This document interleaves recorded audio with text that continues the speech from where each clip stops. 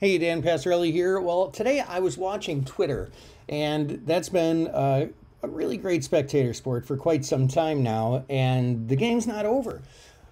Elon Musk said, oh, was it yesterday or today, that he is pulling out of the deal and he's not going to be buying Twitter because there's way more bots apparently than Twitter said there was, and whatever the reason, he's pulling out of the deal. That brings us to a really interesting situation here at this point. If the deal ends up not going through, which we'll talk about the other side of that coin in just a moment, let's just assume for a moment that the deal does not go through. That puts Twitter stock into an interesting and probably precarious position. Because if you look at this chart here, the stock is down to the lows that it was at in the end of February.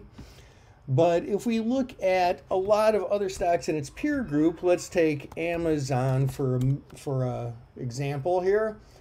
That stock is way lower than it was back in late February. If we take Apple, that stock is way lower than it was back in late February. Now, those are tech stocks. They're not exactly the same. Let's look at Meta, right? The old Facebook. That stock is way lower than it was back in late February. So what that says to me is that Twitter, if the deal doesn't go through, is still valued way too high compared to other stocks in a similar boat than them. Now, the risk, arguably, I'm calling it a risk because it's the less likely scenario, and it would be risk if someone does play the downside, is that when Twitter sues to have the deal go through, that Musk is forced to go through with the deal, which of course would put the stock significantly higher. So it's a little bit of a dangerous game to play the downside, though the most likely scenario is that it does continue its path lower. It does have earnings coming out in just a couple of weeks. We've got earnings season coming.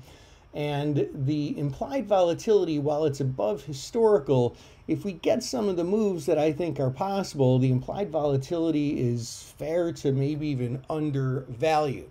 So this is going to be a great one to watch, whether it's playing the downside, playing a cheap lottery ticket to the upside, or maybe just playing a straddle that, again, is probably about fairly to cheaply priced, given the moves that have been happening and that are likely to continue.